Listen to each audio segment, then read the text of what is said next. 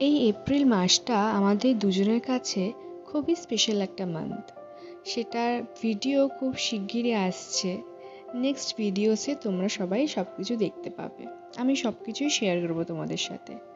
তার মধ্যে আজকের দিনটা একটু বেশি স্পেশাল ছিল। সেই জন্য দিনটা শুরু করলাম মিষ্টি মুখ দিয়ে।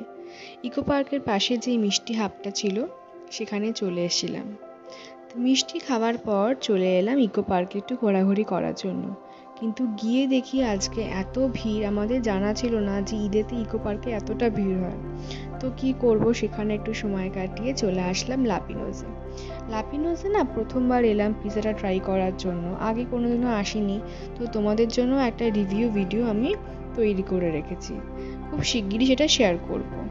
তো এখানে একটু পিৎজা খেয়ে আর একটু ভালো মতন টাইম স্পেন্ড করে ব্যাস এভাবেই দিনটা কাটালাম।